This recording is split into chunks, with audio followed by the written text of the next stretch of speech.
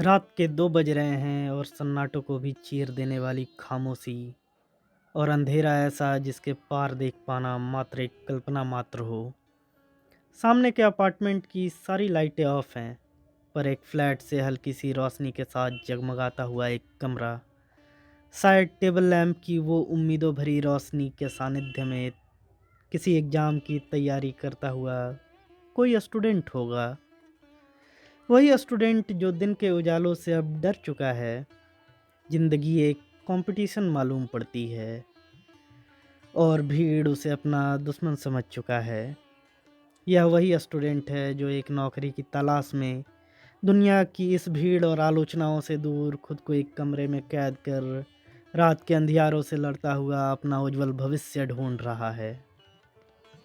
और भविष्य की तलाश में वो लड़ रहा है तमाम कुरीतियों से, अनिश्चितताओं से, गरीबी से और इस सिस्टम से।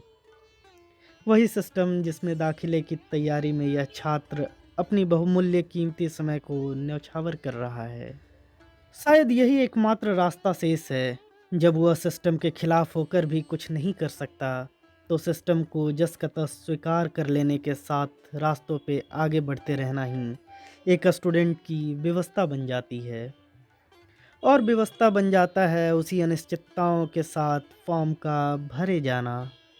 एग्ज़ाम डेट के अनाउंसमेंट के साथ ही पूरा जोर से एग्ज़ाम की तैयारी में अपनी भूख और मनोस्थिति को त्याग देना और फिर पूरी उम्मीद के साथ एक बार फिर से एग्जामिनेशन हॉल में अपने सुंदर और सुखदाई भविष्य की कल्पना कर इस एग्ज़ाम को अपने जीवन का आखिरी संघर्ष की गाथाओं में शुमार कर लेने की उम्मीद से एग्जामिनेशन पेपर को लिखना।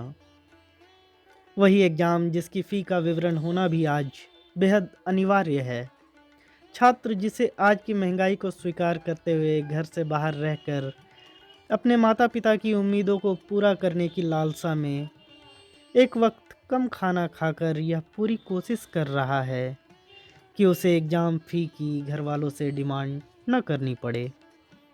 बहरहाल सरकारें इतनी संवेदनशील हैं जिसका जिक्र भी होना आज बेहद अनिवार्य है।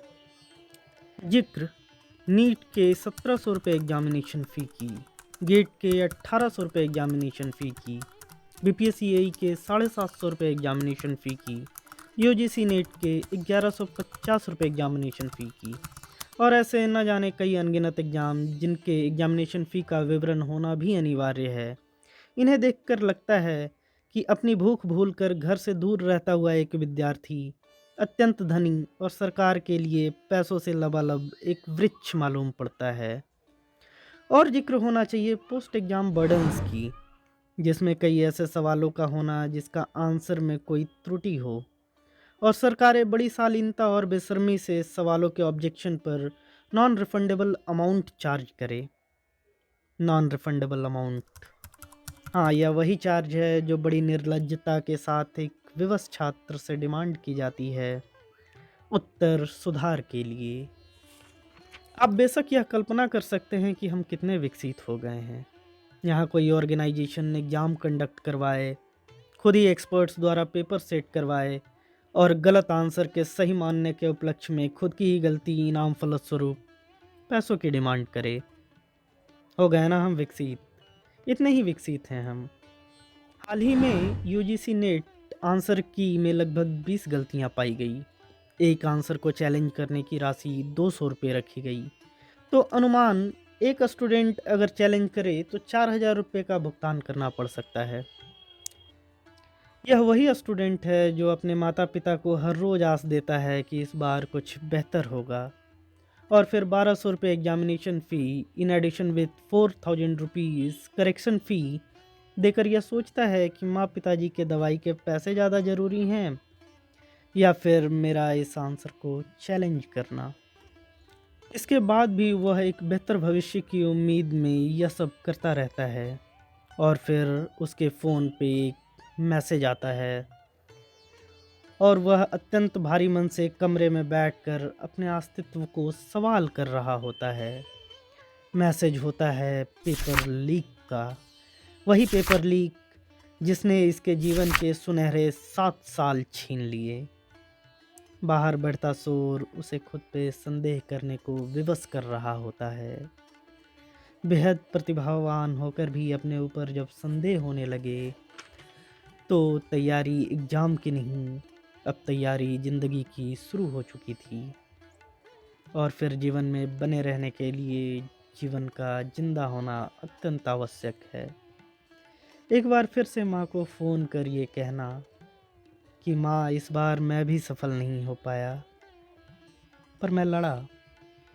मैं लड़ा अपनी कमज़ोरियों से, मैं लड़ा समाज की कुरीतियों से, और मेरा यह साल भी बीत गया। मैं फिर से एक बार अपनी पूरी जिद और लगन से यह प्रयास करूँगा कि मैं बहुत जल्द आप लोगों की दवाइयाँ खरीदने के काबिल बन पाऊँ। फिर से देर रात तक फ्लैट का बल्ब जगमगाने लगा। वही बल्ब जो शायद बिजली से नहीं, एक विद्यार्थी के हिम्मत से जल रहा था। अपने अंदर के भारी मन और अत्यंत पीड़ा से लड़ते हुए फिर से किताब को उठाकर एक नई जंग की तैयारी में जुट जाता है एक छात्र। परंतु उसके सफलता और असफलता का बराबर हकदार है समाज, सिस्टम और वह स्वयं। उम्मीद है आप लोग एक छात्र की मनोस्थिति को समझे होंगे। Support a student in their difficult times. बस आपसे एक छात्र इतनी ही उम्मीद करता है। Thank you.